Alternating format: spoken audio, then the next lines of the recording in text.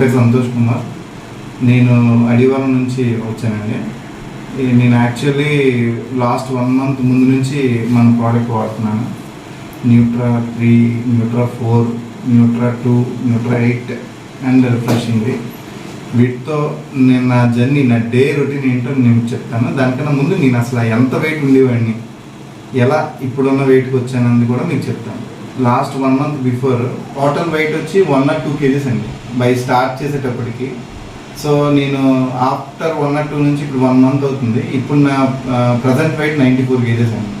So ఇలా నేను నా వెయిట్ని కంట్రోల్లో తెచ్చుకున్నాను. మీరు కూడా అలాగే చేస్తారని. నేను ఒక ప్రాబ్లంతో సఫర్ అయ్యానండి. ఇది హెడ్ఏక్, విపరీతమైన హెడ్ఏక్ ఉండేది. అది ఒకసారి హెడ్ఏక్ వచ్చిందంటే పర్ వీక్లో 3 to 4 days నేను సఫర్ అయ్యి ఉండేవాడిని. సో ఇలా వర్క్ చేస్తున్నప్పుడు ఏదైనా ఇలా ప్లెజెంట్గా ఒక వర్క్ చేసుకుంటూ కూర్చున్నట్టు 1 hour డెడికేటెడ్ వర్క్ చేసేసరికి ఈ పెయిన్ స్టార్ట్ అయ్యేది. సో ఇదేంటని చెప్పి ఒక డాక్టర్ని కన్సల్ట్ చేశాక ఆయన నాకు సజెస్ట్ చేసిందంటే వెయిట్ లాస్కి వెళ్ళమని చెప్పి. అప్పుడు నాకు తెలిసిన పర్సన్ పరమేష్ గారు అని, ఈయన ఇందులో కాస్మో లైఫ్లోనే ఉన్నారు ఆయన. సో ఆయన ద్వారా నేను ఈ ప్రోడక్ట్స్ని వాడడం మొదలుపెట్టాను. సో ఈ ప్రోడక్ట్స్ని ఒక సిస్టమేటిక్గా వాడడం మొదలుపెట్టాను.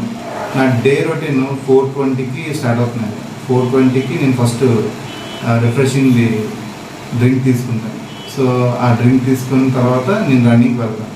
ఆ వాకింగ్ అంతా 1 hour వాకింగ్ చేసి వచ్చి వాటర్ తీసుకున్న తర్వాత మళ్ళీ నెక్స్ట్ 8:30 టైంలో మిల్క్ షేక్స్ని తీసుకుంటాను. ఈ ప్రోటీన్ షేక్ మనకి ఎలా అంటే ఆ బ్రేక్ఫాస్ట్ని స్కిప్ చేయడం చాలా హెల్ప్ అవుతుంది. మనకి ఆకలి తెలియదు, చాలా బలంగా ఉంటుంది, తేలిగ్గా ఉంటుంది బాడీకి, చాలా బాగుంది. సో తర్వాత ఏంటంటే నాకు ఈ ఫైబర్ది కూడా సజెస్ట్ చేశారండి. ఈ ఫైబర్ డ్రింక్ ఏంటంటే మనకి డే వైజ్గా చూసుకుంటే ప్రోటీన్ని బ్యాలెన్స్ చేయగలం కానీ ఫైబర్ని ఎక్కువ బ్యాలెన్స్ చేయగలం. సో ఈ ఫైబర్ డెడికేటెడ్గా మనం యూజ్ చేసేసరికి వెయిట్ లాస్ ఇంపాక్ట్ చాలా బాగుంటుంది. సో ఆ రకంగా నేను వాడుతున్నాను. నేను నా ఫుడ్ కూడా ఇప్పుడు వీటితో పాటు నా ఫుడ్ కూడా నేను ప్రాపర్గా తీసుకుంటున్నాను. పర్ డేలో 3 grams నుంచి నేను సాల్ట్ వాడలేదండి.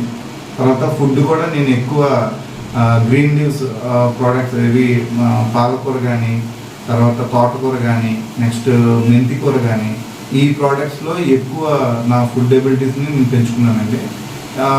నా రైస్ టేక్ కూడా నేను చాలా తగ్గించానండి. మొదట్లో అయితే నేను తెలియకుండా చాలా ఎక్కువ తినేసాను. ప్లేట్లో కొద్దిగా తీయని అని చెప్పి అదే తక్కువ అనుకున్నాను.